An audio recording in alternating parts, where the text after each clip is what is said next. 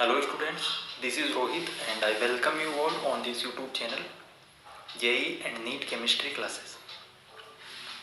इस वीडियो के अंदर हम बात करेंगे हाइब्रिडाइजेशन एंड ज्योमेट्री के बारे में और हम एक ट्रिक देखेंगे जिससे विद इन 10 सेकेंड आप hybridisation and geometry and lone pair calculate करने का कोई भी क्वेश्चन हो उसे आप विद इन 10 सेकेंड कर सकते हैं on the basis of hybridization कि अगर मुझे हाइब्रिडाइजेशन पता है तो ज्योमेट्री क्या होगी।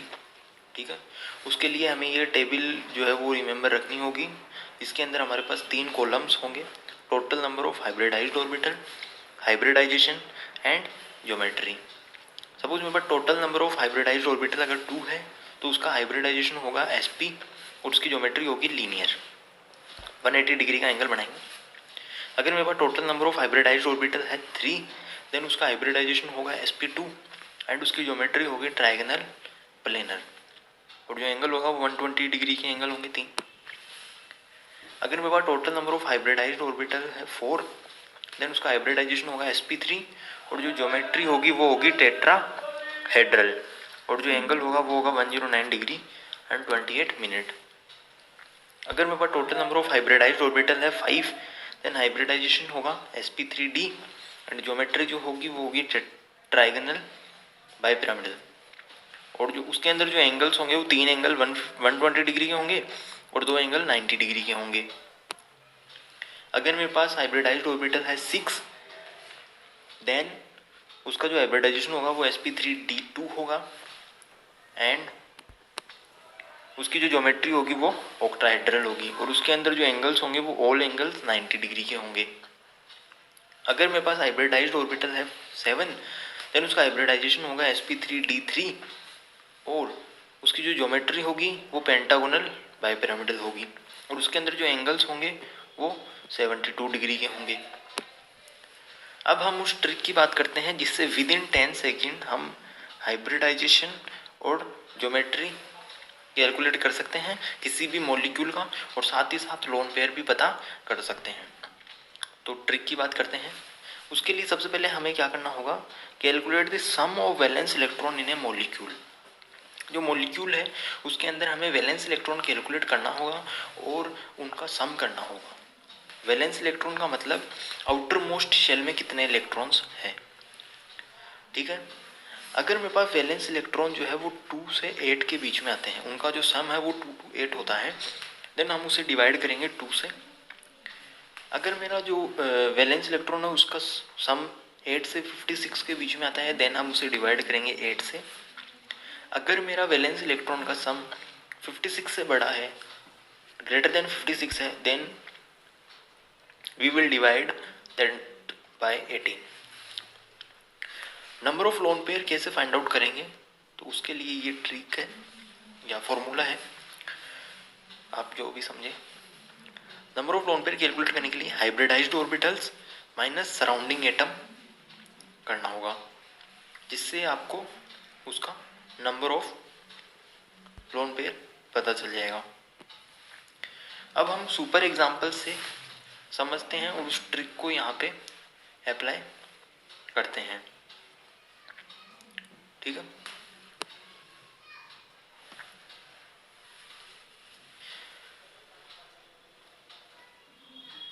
सपोज हमारे पास कोई क्वेश्चन आता है कि calculate the hybridisation and geometry and lone pair. ठीक है, ClO4 माइनस ये हमारे पास एक मॉलिक्यूल है, इसका हमें hybridization geometry and lone pair calculate करना है। सबसे पहले हम ट्रिक की अगर बात करें तो हमें क्या कैलकुलेट करना है, वैलेंस इलेक्ट्रॉन। वैलेंस इलेक्ट्रॉन कैसे कैलकुलेट करेंगे, आउटर मोस्ट शेल में कितने इलेक्ट्रॉन्स हैं। अगर मैं क्लोरीन की बात करूं तो इसका एटॉमिक नंबर होता है 17। इलेक्ट्रॉनिक कॉन्फ़िगरेशन क्या होता है, 1s2 2s2 2p6 3s2 3p5। तो इसके आउटर मोस्ट शेल में 7 इलेक्ट्रॉन है प्लस। अगर मैं ऑक्सीजन की बात करूं तो ऑक्सीजन का जो एटॉमिक नंबर होता है वो होता है 8। Electronic configuration 1s2 2s2 2p4। Oxygen के आउटर मोस्ट शेल में 6 इलेक्ट्रॉन। तो यहाँ पे कितने ऑक्सीजन है, 4।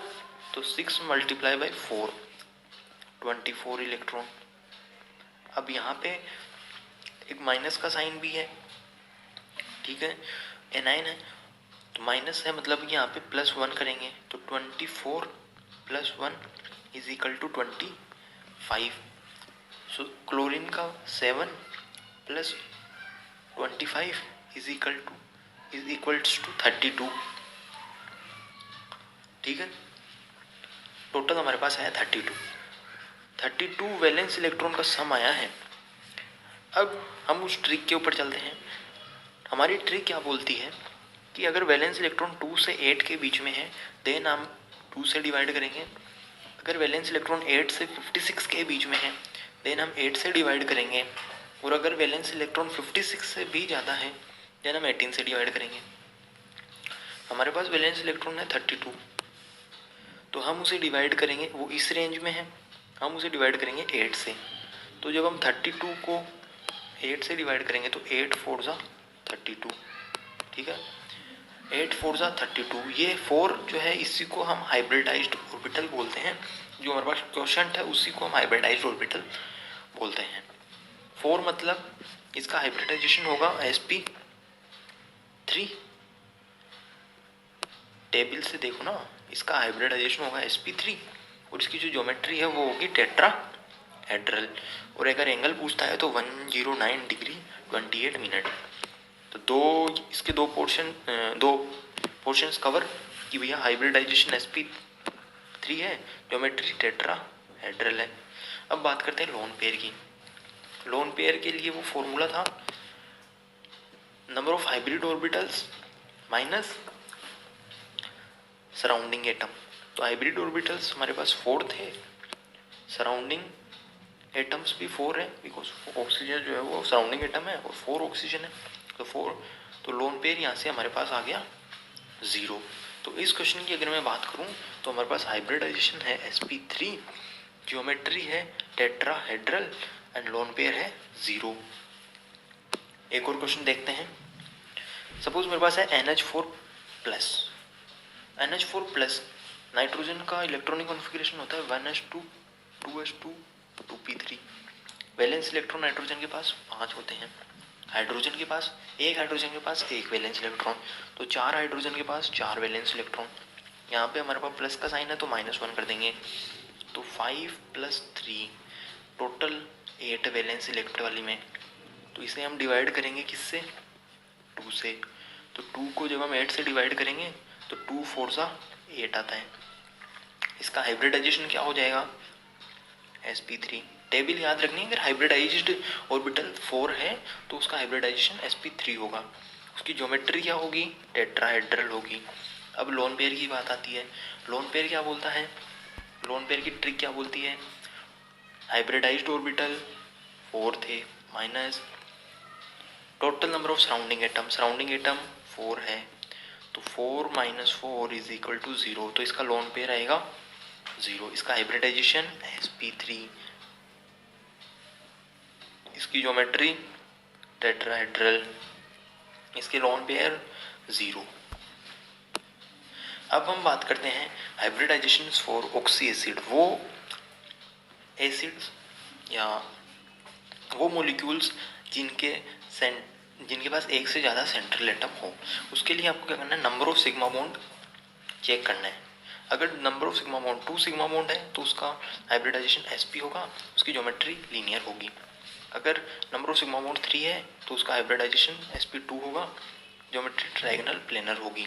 अगर 4 सिग्मा बॉन्ड है हाइब्रिडाइजेशन sp3 होगा, ज्योमेट्री टेट्राहेड्रल होगी। अगर 5 सिग्मा बॉन्ड है देन हाइब्रिडाइजेशन sp3d होगा, ज्योमेट्री ट्रायंगल बाइपिरामिडल होगी। अगर 6 सिग्मा बॉन्ड है तो उसका हाइब्रिडाइजेशन sp3d2 होगा, ज्योमेट्री ऑक्टाहेड्रल होगी।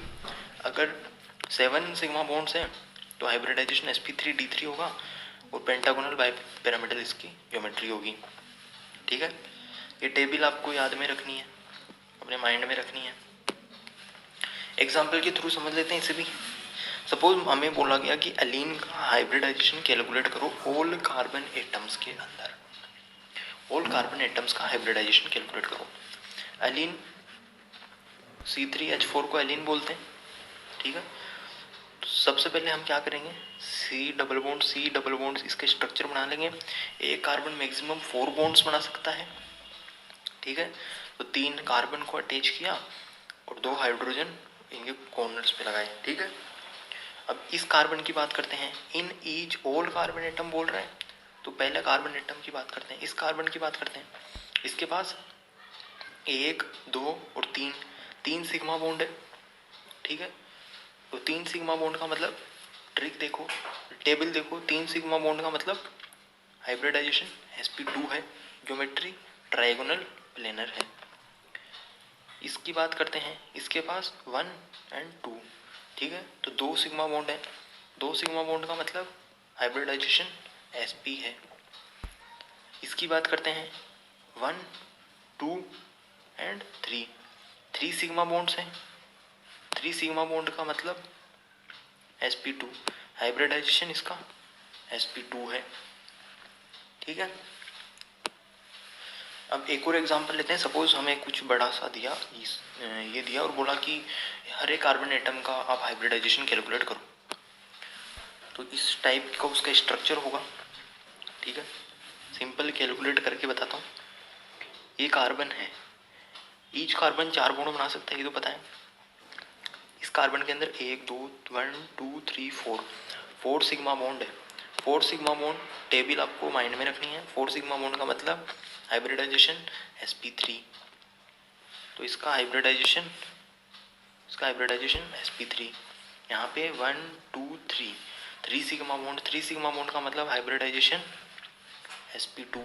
यहाँ पे 1 2 3 सिग्मा बॉन्ड, 3 सिग्मा का मतलब sp2।